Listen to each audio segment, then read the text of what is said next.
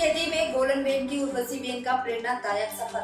तापी जिले के वालोड तालुका के छोटे से गांव गोलन की उर्वशी बेन प्रकाश भाई चौधरी प्राकृतिक खेती के माध्यम से एक सफल महिला उद्यमी और प्रगतिशील किसान के रूप में उभर रही है। मात्र 7 बीघा जमीन पर उन्होंने एक मॉडल फार्म विकसित किया है, जिसमें मल्टी क्रॉपिंग और पंच स्तरीय बागवानी मॉडल को अपनाया गया है। उर्वशी बेन वर्ष 2019 से प्राकृतिक खेती कर रही है। उनके खेत में आम, जामुन, हल्दी, धान, मूंगफली, तुअर जैसे कई प्रकार की फसलें उगाई जाती हैं। साथ ही सब्जियां और इलायची, केला जैसी अनवर्ती फसलें भी उगाई जाती हैं। वे फसलों का मूल्यवर्धन करके जैसे मूंगफली से तेल, हल्दी से पाउडर और गन्ने से गुड़ बनाकर बाजार में बेचती हैं। उर्वशी बेन का आत्मा कार्यालय से 60,000 की सहायता मिली है, जिससे उन्होंने जीवामृत का उत्पादन और बिक्री शुरू की है। पिछले वर्ष उनका मुनाफा करीब 2.5 लाख रहा। उनके पति प्रकाश भाई चौधरी भी FPO से जुड़े हैं और उन्हें भरपूर सहयोग देते हैं। उर्वशी बेन का उत्साह, समर्पण और प्रयोगधर्मिता उन्हें इस क्षेत्र में एक प्रेरणा का स्रोत बनाते हैं।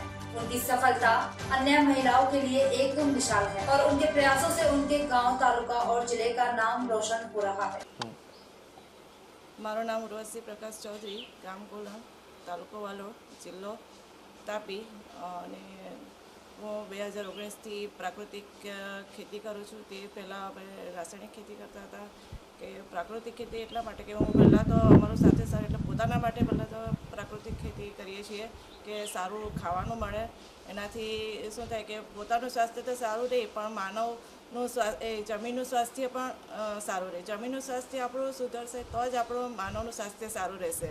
કે આજે આપણે જોઈએ તો કેટલા બધા રોગો આવી રહ્યા છે, તો એ તરફ આપણે પ્રકૃતિ તરફ વળવું જ જોઈએ। એટલે અમે નક્કી કર્યું કે સારું સ્વાસ્થ્ય માટે આપણે પ્રાકૃતિક ખેતી કરવી જોઈએ। અને એના માટે અમને ટ્રેનિંગ હું સખી અમારું ઓમ સખી મંડળ પણ છે, તો અમને GLPC દ્વારા પણ પ્રાકૃતિક ખેતીની ટ્રેનિંગ આપેલી। અને પછી નક્કી કર્યું, પહેલાં અમે ગોબર અને ગૌમૂત્ર વેચાતું લાવતા હતા। પછી નક્કી કર્યું કે પ્રાકૃતિક ખેતી કરવી જ છે, તો પછી અમે પ્રાકૃતિક ખેતી માટે દેશી ગાય લાવ્યા। દેશી ગાય આધારિત અમે ખેતી કરીએ છીએ અને એના ઇનપુટ્સ અમે જાતે જ બનાવીએ છીએ, એટલે અમને એ ખર્ચો લાગતો નથી એમ।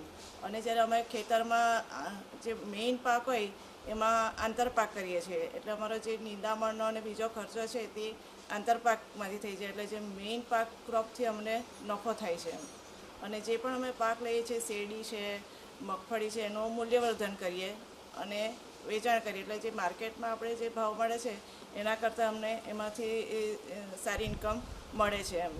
એટલે આપણે એમ કહીએ કે પ્રાકૃતિકની શરૂઆતમાં ઓછું પાક કરીએ, પણ મૂલ્યવર્ધન કરવાથી આપણે જે બીજા રાસાયણિક કરતાં પણ આપણને ફાયદો સારો થાય છે। એટલે રાસાયણિકને પ્રાકૃતિકમાં ઉત્પાદન